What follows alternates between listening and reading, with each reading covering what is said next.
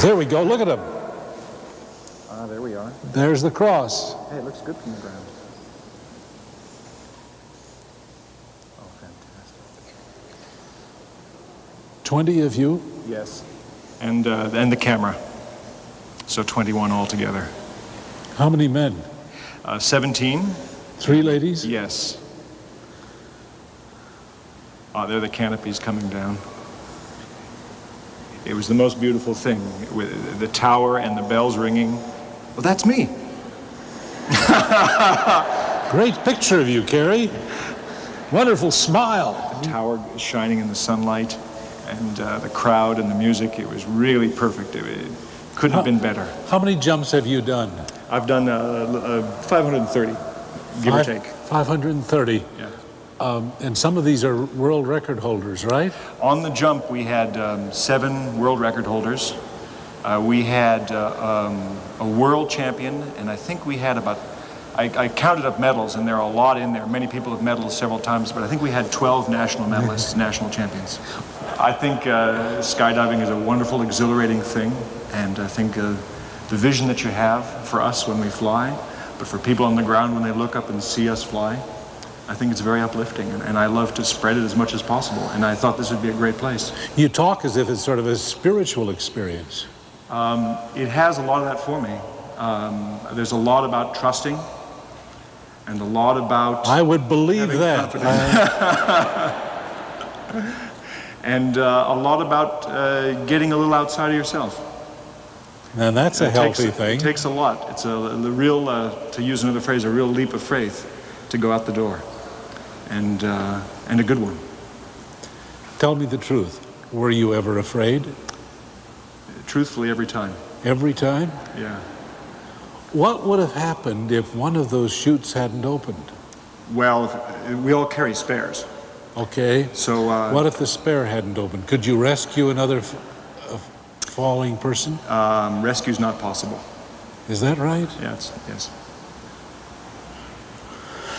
I see. It takes a lot of trust and a lot of faith. Well, Carrie Peck, thank you for the letter. Thank you for the jump. You thrilled us all. Give my greetings to your dad. God loves you, so do I. It was great. Thank you. Good lady.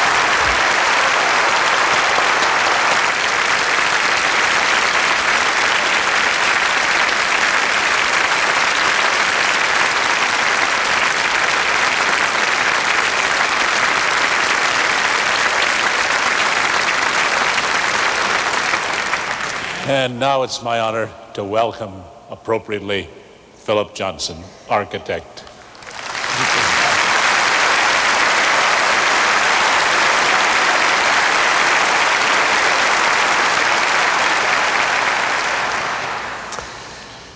What do you think?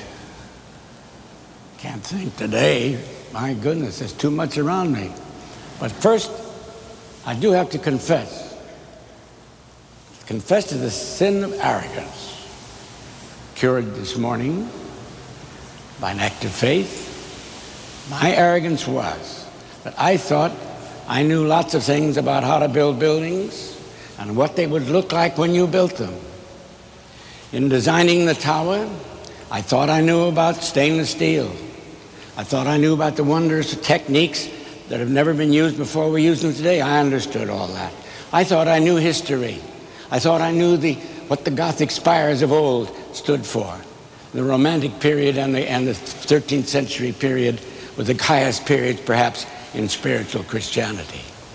I thought I knew how to combine these things to create a great tower. I was wrong. I could not have done this. I have to say it humbly, and I don't ever feel humbly, but I do this morning. I got help, my friend, and I think you all know where that help came from. Thank you, Bob. Philip.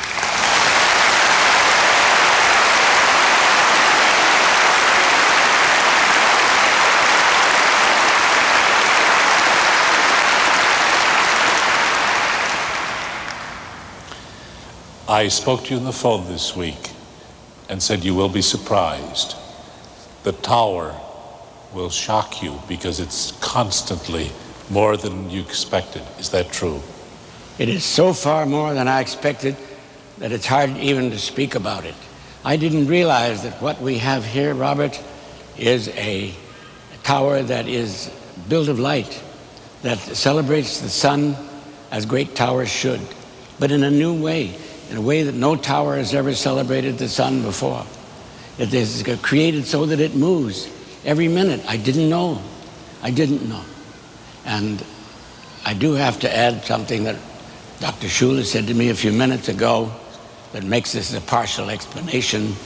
He said, Philip, you found the right client, and I found the right architect.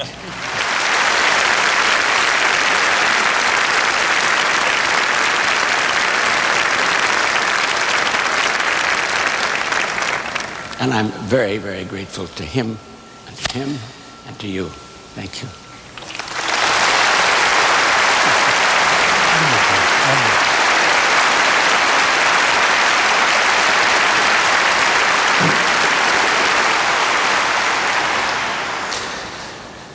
God alone really dreamed of this place, and you were the right person, and he used you. And I'm so grateful that you remained in good health, because you had a bypass surgery, didn't you? Twice. So you've had your close brushes with life's terminus, and I'm sure that this tower was one of the reasons the Lord kept you alive. I have no doubt about that. And now, what can I give you? Now let me say something to all of these people. In my mind, and many would agree with me, Philip Johnson is the #1 architect practicing architecture in the world today. And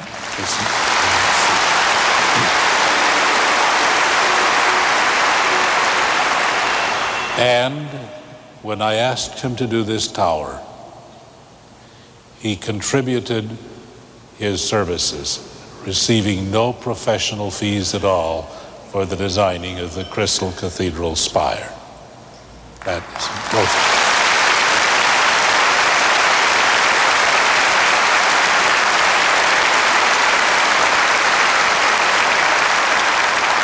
So this one, Philip, is for the centuries, and this one is for the Almighty. And no one can ever write the history of Philip Johnson after you're gone without mentioning that, and knowing that you too, before you came to the end of your life, knew that the hand of the Creator was upon you. So I give you the gift of faith. Keep it in your heart always. Thank you, Robert Schuller. Bless you.